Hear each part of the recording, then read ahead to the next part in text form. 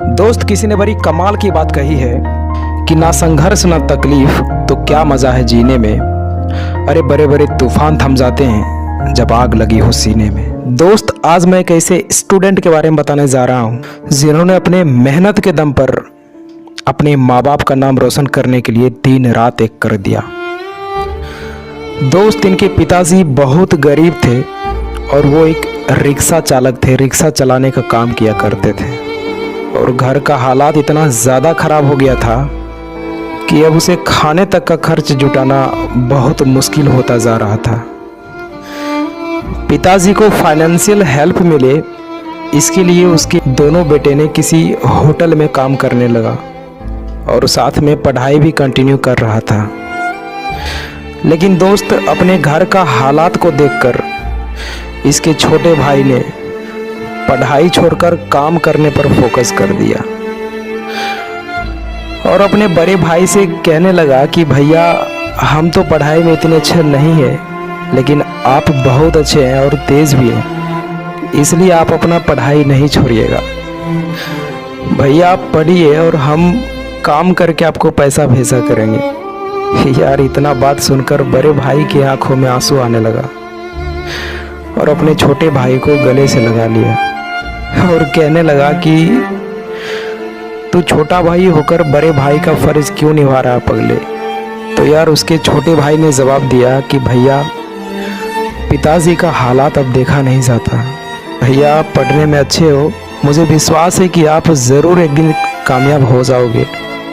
लेकिन दोस्त, अपने छोटे भाई को अकेला काम पर कैसे छोड़ सकता था। यार, उसका मन नहीं मान रहा था। लेकिन दोस्त, एक दिन की बात है जब उनके पिताजी को सरकार की तरफ से घरकुल योजना मिली थी और जब उनके पिताजी उस योजना का लाभ उठाने के लिए अपना चेक लेने गए थे तो पता है वहाँ का ऑफिसर ने क्या जवाब दिया। उन्होंने बोला कि आपको 3,000 का रिश्वत देना होगा, आपको 3,000 मुझे देना होगा, तभी आपका चेक को पास किया जाएगा। और दोस्त, ये 3,000 कमाने में कितना मेहनत लगता है उसके बेटे अच्छी तरीके से समझ रहा था और उनके पिताजी ऐसे हालात में भी 3,000 रुपया दे दिए। और फिर उसके बेटे के अंदर यहीं से आग लग गया कि हमें अधिकारी ही बनना है ताकि हम जैसे गरीब लोग जो अक्सर करप्शन का शिकार हो जाते हैं उनमें मैं सुधार ला सकूं। तभी उसने डिसाइड किया, उसने सोचा कि मुझे यूपीएससी ही क्लियर करना है, चाहे इसके लिए कुछ भी करना पड़े। और दोस्त, इन्होंने अपने पिताजी और छोटे भाई के सहयोग से पुणे में अपना तैयारी को प्रारंभ कर दिया। दोस्त, इनके तैयारी के दौरान पैसे की बहुत दिक्कतें आई, फिर भी ये हार नहीं माने क्योंकि इसका छोटा भाई होटल में काम करके महीने का जो सैलरी मिलता था वो पूरा सैलरी बिना 1 रुपया रखे अपने भाई के बैंक अकाउंट में ट्रांसफ़र कर देता था ताकि पढ़ाई में कोई दिक्कत ना आए। दोस्त, एक छोटा भाई का अपने बड़े भाई को पढ़ने के लिए पैसा भेजना और एक पिता का दिन भर रिक्शा चलाकर अपने बेटे के लिए पैसा भेजना, ये सभी चीज़ें उसका सबसे बड़ा मोटिवेशन बन गया। और यार, ये सब सोचकर उनको रोना आ जाता था और अपने छोटे भाई का त्याग और पिता का मेहनत वो लड़का को पढ़ाई में इतना बिजी कर दिया कि अब उसे रात और दिन में कोई फ़र्क महसूस नहीं होने लगा था। उसने ये प्रण कर लिया था कि हमें जितना जल्द हो सके कामयाब होना है ताकि मेरे भाई का इतना सेक्रीफाइसेस और पिता का मेहनत रंग ला सके और वो गर्व से कह सके कि जिनके लिए हमने इतना त्याग किया वो त्याग सफल हो गया।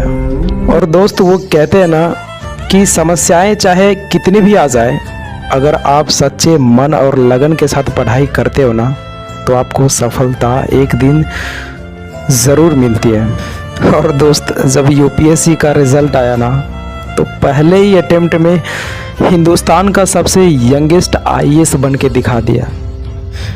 और पता है उसका नाम क्या है? आप लोग सभी जानते होंगे, आईएएस शेख अंसार अहमद। और फिर इनके पिताजी और अपने छोटे भाई का त्याग सफल हो गया और वो आज गर्व से कहते हैं कि मेरा भाई आईएएस है। और दोस्त पता है, जब इनका मीडिया चैनल पे इंटरव्यू हो रहा था तो उस इंटरव्यू के दौरान उनसे एक सवाल पूछा गया कि अंसार, आज अगर आप पीछे मुड़कर देखते हो तो आपके लाइफ का कोई ऐसा चीज़ जिसे आप बदलना चाहते हो? तो पता है उसने क्या जवाब दिया? उसने जवाब दिया कि मैं चाहता हूँ कि मेरा बचपना फिर से वापस आ जाए और जिसमें मेरे पिताजी आईएएस ऑफिसर हो। और इनका ये लाइन सभी दर्शकों का दिल को जीत लिया। तो दोस्त, ये एक छोटी सी स्टोरी के माध्यम से मैं आपको मोटिवेट करना चाहता था, मैं आपको एक मैसेज देना चाहता था कि एक रिक्शा चलाने वाला का लड़का अगर आईएएस बन सकता है तो हिंदुस्तान का हर एक बच्चा, चाहे वो कितना भी गरीब क्यों ना हो, वो भी आईएएस बन सकता है।